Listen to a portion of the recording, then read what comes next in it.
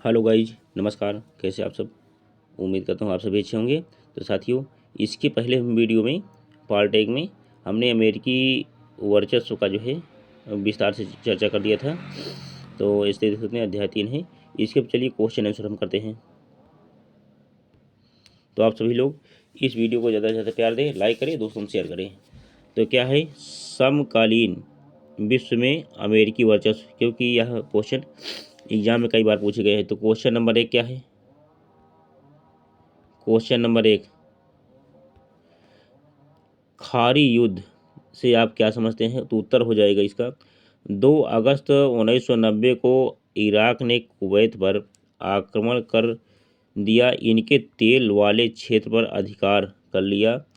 UNO के द्वारा बार बार कहा गया कि कुवैत को आज़ाद कर दिया जाए, लेकिन इराक यूएनओ की बात नहीं माना। यूएनओ ने अमेरिका को आज़ाद कुवैत आज़ाद कराने की जिम्मेदारी दे दी। 34 देशों की भारी भरकम सेना यानी 6,60,000 तुमसे न लेकर इराक पर आक्रमण कर दिया। इराक युद्ध में बुरी तरीके से हार गया। किसी युद्ध को खाड़ी युद्ध के नाम से जानने या नाम से जानते हैं इसी युद्ध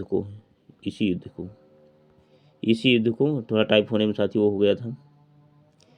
इस प्रकार अमेरिका ने कुवैत को आज़ाद करा दिया। अब आगे क्या है? अब देखिए, कंप्यूटर युद्ध किसे कहते हैं? उत्तर, जब इराक पर अमेरिका ने हमला किया तो इस युद्ध को अमेरिका ने पूरी दुनिया को लाइव दिखाया और इस युद्ध में स्मार्ट बम का प्रयोग किया, इसलिए इस युद्ध को कंप्यूटर युद्ध कहते हैं। अब आगे क्या है? 9/11 आतंकी हमला का वर्णन करें। तो वर्ष 2001 में अल कायदा और तालिबान का प्रमुख नेता ओसामा बिन लादेन ने अमेरिका के कुछ जहाज़ को हाईजैक कर लिया और अमेरिका के वर्ल्ड ट्रेड सेंटर और रक्षा भवन पर हमला किया, जिसमें 3,000 चलिए स्क्रीनशॉट ले लीजिए इसका। अब देखिए, जिसमें क्या हुआ, 3,000 अमेरिकी लोगों की जान गई। इस घटना को 9/11 आतंकी घटना कहते हैं। अब के वर्चस्व से आप क्या समझते हैं? वर्चस्व का मतलब होता है दबदबा।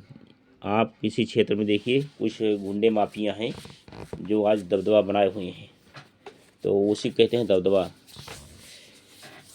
अब क्या होता है? एक ऐसी शक्ति जिसे हम कभी नहीं हरा सकते, उसे ही वर्चस्व कहते हैं। वर्तमान समय में पूरी दुनिया पर अमेरिका का वर्चस्व है। उसके बाद क्या है?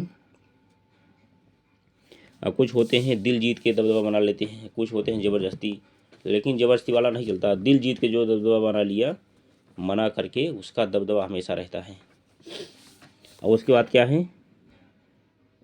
अमेरिका पर जिन आतंकवादी लोगों ने आक्रमण किया, बाद में अमेरिका ने ऑपरेशन एंडोरिंग फ्रीडम के द्वारा एक अभियान चलाया और अमेरिका पर जिन आतंकवादी ने आक्रमण किया, जिन आतंकवादी ने आक्रमण किया था, उन पर हवाई हमला किया, जिससे पूरी दुनिया में आतंकवाद का अंत हो गया। इसी ऑपरेशन को ऑपरेशन इनक्यूरिंग फ्रीडम कहते हैं। चलिए इसका स्क्रीनशॉट ले लीजिए। अब आगे क्या है? क्वेश्चन नंबर नेक्स्ट, एक ध्रुवीयता से आप क्या समझते हैं? आंसर क्या हो जाए? एक ध्रुवीयता से यह तात्पर्य है कि दुनिया का एक ऐसा देश जिसे हराना असंभव हो, जिसे हराना नामुमकिन है। इसी प्रक्रिया को एक ध्रुवीयता कहा जाता है। वर्तमान में एक ध्रुवीयता वाला देश अमेरिका है। आगे क्या है? 2003 में अमेरिका ने इराक पर हमला क्यों किया, समझाइए। वर्ष क्या है आंसर? वर्ष 2003 में अमेरिका ने इराक पर हमला इसलिए किया क्योंकि अमेरिका चाहता था उनके तेल उत्पादक वाले क्षेत्र और वहाँ की सरकार पर उनका नियंत्रण हो जाए। यूएनओ के मना करने के बाद भी अमेरिका ने इराक पर हमला कर दिया। इस युद्ध में हजारों निर्दोष लोगों की जान गई। अमेरिका ने इराक पर या का हमला किया था। इस इराक कोई रासायनिक हथियार तैयार कर रहा है जिससे मानव जाति को बहुत खतरा हो सकता है। इस प्रकार स्पष्ट हो जाता है कि अमेरिका ने इराक पर हमला क्यों किया, यानी उसको शक हो गया इसलिए जाके वो हमला कर दिया। फिर आगे क्या है, तालिबानी कौन था? तालिबानी एक आतंकवादी संगठन था। जब अमेरिका ने अफगानिस्तान पर हमला किया तो कुछ बच्चे भागकर पाकिस्तान चले गए, वहीं के मदरसों में पढ़ाई की और अफगानिस्तान पर हमले करके अफगानिस्तान पर कब्जा कर लिया। इसे ही तालिबानी कहा जाता है। चलिए इसकी मिसाल ले लीजिए इसका। तो साथियों, ये बहुत महत्वपूर्ण क्वेश्चन थे। अब इसी क्वेश्चन में से आएगा, तो आप सभी लोग इसका अध्ययन कर लीजिए। अब ये वीडियो हुआ पूरा। अब इसी के साथ अब नेक्स्ट हम चैप्टर प्रोवाइड कराएंगे। तो जय हिंद, जय भारत, वंदे मातरम।